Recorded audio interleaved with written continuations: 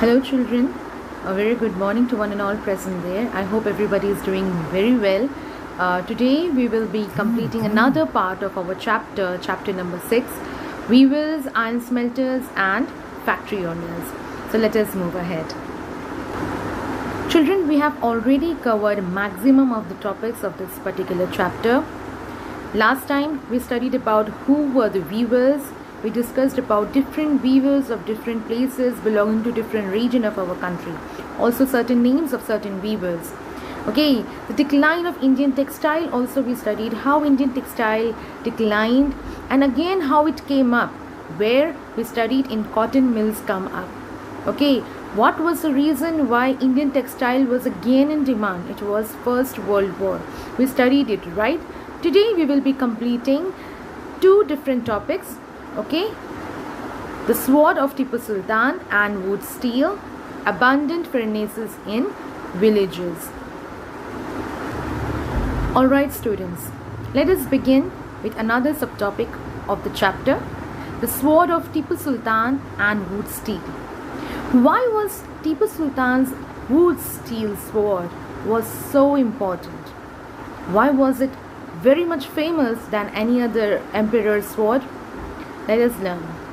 Tipu Sultan, who ruled Mysore till 1799, fought 4 wars with the British and died fighting with his sword in his hand. The sword was so loving to that person. Okay, Tipu Sultan, while fighting and while he died, okay, his sword was still in his hand. The grip of the sword, the love for his sword was so much that even while dying he did not leave the grip. Alright. Tipu's legendary swords are now part of valuable collection in museums in England. Okay, it is all the swords and all those equipments that Tipu Sultan had. Okay, they are kept preserved in as a valuable collection in museums in England. The sword had an incredibly hard and sharp edge that could easily rip through the opponent's armor. Okay, the sword was not just an ordinary sword. Definitely, if any sword which is used for war purpose, it has to be very sharp. Okay, so that it kills many of the opponents. And earlier, when war used to happen, people used to have such kind of swords. And Tipu Sultan's sword is one of the most special sword because definitely it had very sharp edges. Okay, and it was really hard that immediately if gone through a person's body, a person dies on the spot. This quality of the sword came from a special type of high carbon steel called woods, which was produced all over South India. Okay, what was so famous about Tipu Sultan's sword is that it was specially made with a very special kind of a steel, okay, called as wood steel. And how this particular steel is created, we will learn in our next slide. So children, this is the picture of Tipu Sultan. And this is the picture of his sword. If you notice very nicely very closely to the sword, you could see Quranic verses are written on the grip, on the fist. Okay, where you hold the sword. Okay, those Quranic verses tells us about the meaning of those Quranic verses are related to wars and victories. Okay, and if you see Mysore's tiger was very popularly Tipu Sultan was recognized as that's the reason below the sword of the grip below the grip of the sword you could see there's a shape of a tiger made. Okay, because he was denoted to be as Mysore's tiger. Okay, so this was a speciality of the sword. Not just the steel but also the grip, also the design of Tipu Sultan's sword was very much famous. Okay, and as I've told you, such kind of sword was created, okay, with a special kind of steel called as wood steel, which is created with a high carbon. Okay, melted with high carbon. The steel is melted with different carbon particles, and it is specially made only and only in southern part of India.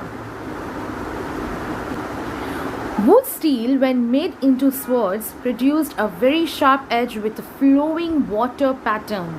Okay, This pattern came from very small carbon crystals embedded in the iron. Okay, as I've told you, carbon particles, carbon crystals are added into iron and steel, and then it is melted, and it gives a special kind of shape to the sword, like how the water is flowing. Alright, Francis Buchanan, who toured through Mysore in 1800, a year after Tipu Sultan's death, has left us an account of technique by which wood steel was produced in many hundreds of smelting furnaces in Mysore. Okay, Francis Buchanan, who actually toured all over the Mysore after the death of Tipu Sultan, he learned the technique of how wood steel is created in Mysore. Okay, in these furnaces is a you see a pot kind of a thing where steel or iron is melted, okay, and it is mixed with carbon crystals.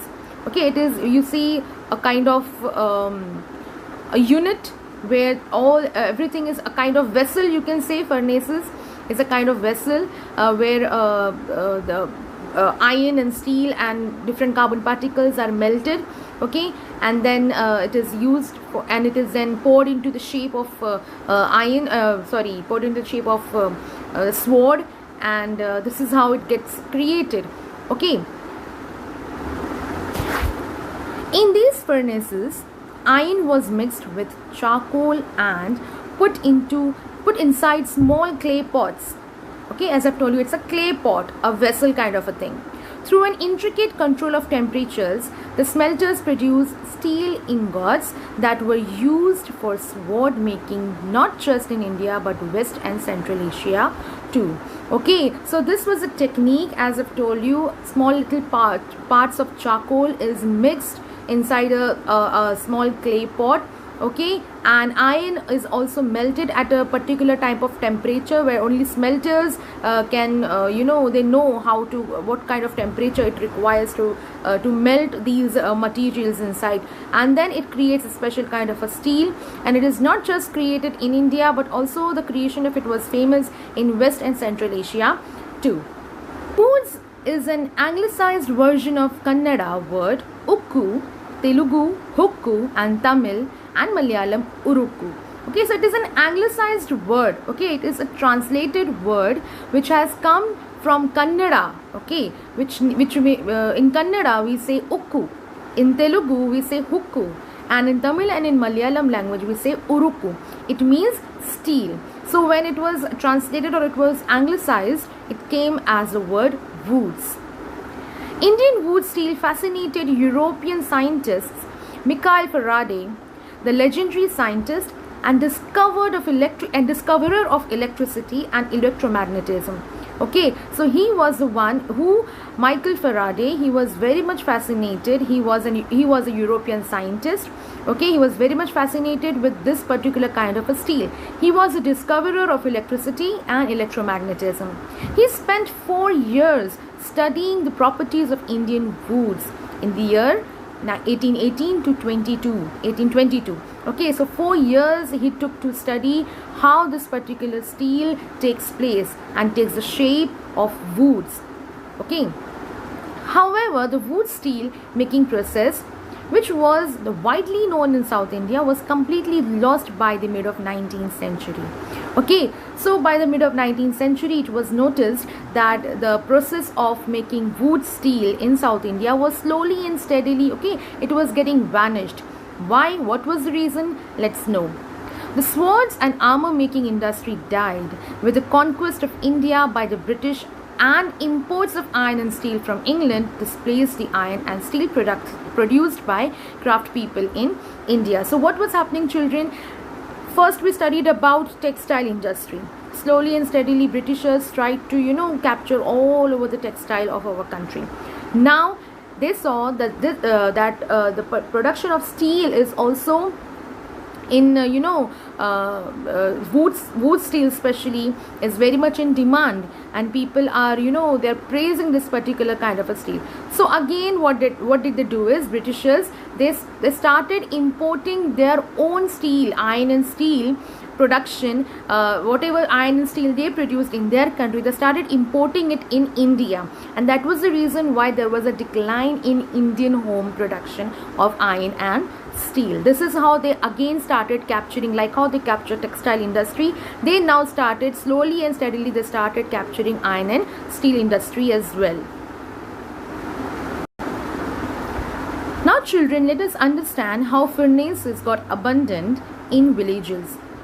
Production of wood steel required a highly specialized technique of refining iron. Okay, this particular technique was highly specialized and a very few smelters knew at that time.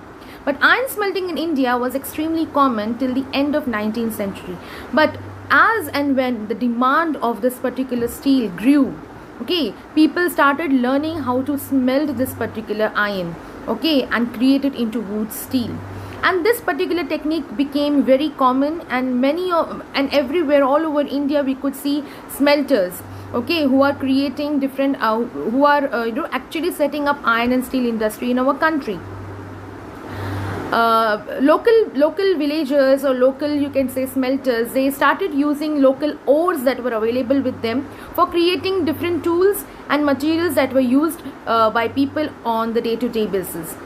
The furnaces were most often built of clay and sun-dried bricks. Okay, how does the pot look like? Okay, it is made up of clay, okay, and it is sun-dried brick. It is a kind of a sun-dried brick. Okay, it becomes hardened when it is sun-dried. Okay, and it is used to create melt iron inside with the help of certain carbon particles, and it is the what do you say, the steel, that wood steel is created out of it, and it requires a particular temperature for which the fire must not get blow off. The fire must not get blown away. So all these men at that time used to keep doing the smelting part, and women used to help these men by bellows. Bellows means it is a kind of a device that pumps air, okay, so that it keeps the charcoal burning inside. By the late 19th century, children, okay, we could see the craft of iron smelting was declining. Why? Let's see. We could see in most of the villages, furnaces, okay, they were disused, okay, and iron and steel production came into decline. How? Let's see. It happened because, see, local people used to collect iron and iron ore and different materials that were required for the smelting process.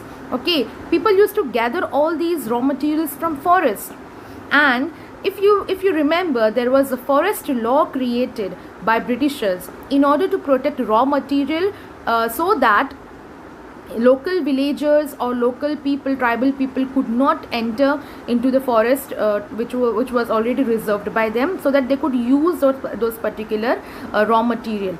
But then when they are not using the raw material, that was the reason how the decline of iron smelting came.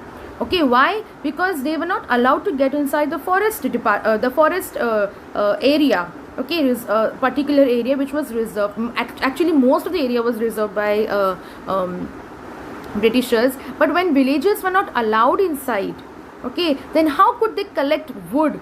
How could they collect different ores from digging inside the forest? Okay, or which was there available on the surface? Okay, with the help of which they could create certain iron and steel materials, okay, for them. So that was the reason, that was one of the reasons why because forest laws were created and people were not able to enter, these small little villagers were not allowed to get entered into the forest, and that was the reason why iron smelting, because they were not having their raw materials with them, so how could they create iron and steel?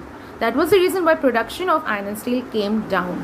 Okay, defying forest laws, they often entered forest secretly and collected wood, but they could not sustain their occupation on this basis. Okay, many gave up their craft and looked for other means of livelihood. Still, even after laws were imposed, okay, people, some of the people, to earn their livelihood, they used to secretly go inside the forest and collect materials. But with the help of only these many materials, they could not run their livelihood. That was the reason they gave up on iron smelting and they looked for another means of livelihood. However, children, if we see, Britishers allowed the access of forests to these local smelters, but only on one condition. What was the condition? That they have to pay a huge tax for using furnaces. Now that was impossible for them because hardly they were earning something, and whatever they will earn, they will use it for themselves. How could they give it as a tax to these Britishers? So this was one of the reasons why there was a decline in the production of iron and steel through local smelters. Moreover, by the late 19th century, iron and steel was being imported from Britain. Now, what Britain wanted, it was actually happening. This was actually a completely planned thing, like how it tried to capture the whole of textile industry of our country, and there was a huge competition between British and Indian producers of textile. Same situation arrived in the iron and steel production as well. Okay, what it tried to do, the local producers of utensils, they used imported iron and steel raw material. Okay, and there was a decline in the demand of local smelters iron and steel. Okay, so that was the reason, that was one of the reasons why there was a huge competition between Britishers and local smelters.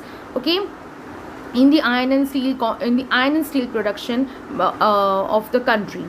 Okay, so if we see, by the early 20th century, the artisans producing iron and steel faced a new competition. So while they were facing this competition, they were actually they faced this thing for the very first time, because earlier every local producer of steel or iron utensils, okay, used to take raw materials from these artisans. But now, because they had to pay heavy taxes, and they were not allowed to have access of the forest, and they could not have raw materials with them, this created a huge imported products of iron and steel in our country.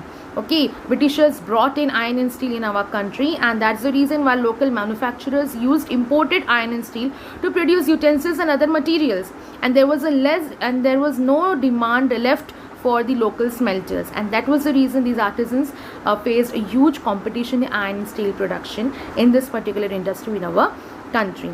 Okay, in the next live session, children, we will finally conclude the chapter. Okay, only one part is left, and I hope this much is understood to you. First, we completed textile industry, how Britishers conquered textile industry. Now we have completed how Britishers conquered iron and steel industry. In our next live class, we will try to conclude the chapter. For now, take care and have fun. Bye.